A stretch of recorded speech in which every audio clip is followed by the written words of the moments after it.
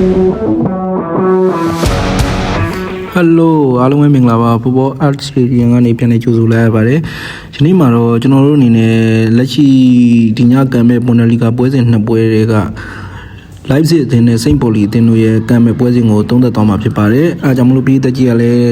ဒီ YouTube channel လေးကိုနားမထောင်ခင်ကျွန်တော်တို့ရဲ့ YouTube channel လေးကို like and subscribe လုပ်သွားပေးကြဖို့ဖိတ်ခေါ်အပ်ပါတယ် Okay let's go Okay ဒီညကံမဲ့ live စစ်အသင်းနဲ့စိန့်ပေါ်လီရဲ့ပွဲအခြေအနေလေးကိုကျွန်တော်တို့အနေနဲ့တစ်ချက်ကြည့်လိုက်အောင်လိပ်စစ်စင်းနဲ့စိန့်ပေါ်လီတို့အသင်းတွေကယနေ့ညမြန်မာစံတော်ချိန်မနက်2 နာရီမှာကံပါပေါ့နော်လက်ရှိစိန့်ပေါ်လီအသင်းအမပေးရအဆင့်ရက်တီမှုရအဆင့်18ရမှာရက်တီနေပြီးတော့တန်းစင်းစုံထဲမှာရမှတ်73မှတ်နဲ့ရက်တီနေရပေါ့နော်အဲ့ဒီမှာလိပ်စစ်အသင်းကရမှတ်35မှတ်နဲ့အဆင့်9နေရာမှာရက်တီနေပါတယ်ဒီပွဲတာနိုင်လို့ရှင် live စစ်အသင်းအနေနဲ့ဟော်ဖန်ဟေးရဲ့အပေါ်တော်မွန်နဲ့ကရအဆင့်3နေရာရောက်ရှိမှာဖြစ်ပါတယ်တစ်ဖက်ကစိတ်မော်လီအသင်းအနေနဲ့ကလည်းဒီနေ့ပွဲစဉ်မှာနိုင်နေဆိုလို့ရှိရင်တော့အမပေးစရာရဲ့အဆင့်16နေရာကိုရည်တည်နိုင်ပြီးတော့တန်းစင်းစုံထဲမှာဆက်လက်ရည်တည်မှာဆိုပေမဲ့အပေါ်အသင်းနဲ့အမှတ်ကွာဟမှုကိုတော်တော်လျှော့ချနိုင်သွားမယ့်အနေအထားမျိုးရှိရပေါ့နော်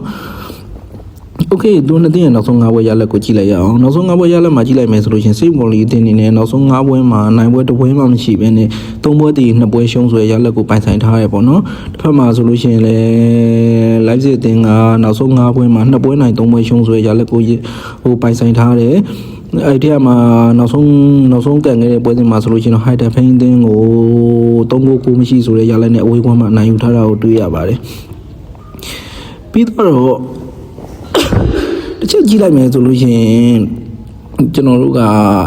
ဒီနေရာမှာဒီလိုအနေထားမျိုးနဲ့ဒီလိုနှစ်သင်းအစင်တန်းကွာဟမှုရှိတဲ့နှစ်သင်းတွဲဆုံမှုမျိုးမှာကျွန်တော်တို့အာရှပေါက်ကြီးကဘယ်လိုဖွင့်လှစ်ထားလဲဆိုတော့ကျွန်တော်တို့တစ်ချက်ကြည့်လိုက်ရအောင်တရှိကျေးဖွင့်လှစ်မှုအနေထားမှာတော့ live စစ်အသင်းကအဝေးကွမ်းနေပြီးတော့စိန့်ပေါ်လီအသင်းကိုတလုံးသွင်း90ရာခိုင်နှုန်းအနိုင်ရရှိမယ်ဆိုတဲ့ပုံစံမျိုးနဲ့ကျေးဖွင့်လှစ်လာမျိုးတွေ့ရတယ်ပြီးတော့ကိုပေါင်းကြီးအနေထားနဲ့ဆိုလို့ရှိရင်လည်းနှလုံးသွင်းရင်60ရာခိုင်နှုန်းရှုံးမယ်ဆိုတဲ့အနေထားနဲ့ဖွင့်လှစ်လာအောင်တွေ့ရတယ်။ Okay ကျွန်တော်တို့ကြေးရလက်ရှိခြေစွမ်းနေရနောက်ဆုံး5ပွဲရလက်ကောလက်ရှိမှတ်ပေးစရာရက်တည်မှုအပိုင်းကောအားလုံးခြုံငုံသုံးသပ်ကြည့်လိုက်ရအောင်။လက်ရှိမှတ်ပေးစရာရဲ့ရက်တည်မှုအပိုင်းမှာဆိုလို့ရှိရင် live စစ်အနေနဲ့လည်းမဖြစ်မနေနိုင်ရရှိဖို့လိုအပ်နေလို့စိန့်ပေါ်လီအနေနဲ့လည်းမဖြစ်မနေနိုင်ရရှိဖို့လိုအပ်တယ်ပေါ့နော်။နိုင်များရှိရင်တော့အမှတ်ဆုံးရှုံးမှုမရှိအောင်လုပ်ဖို့လိုအပ်တယ်။စိန့်ပေါ်လီအနေနဲ့အားကုန်ထုတ်ပြီးရုန်းကန်မှဖြစ်တယ်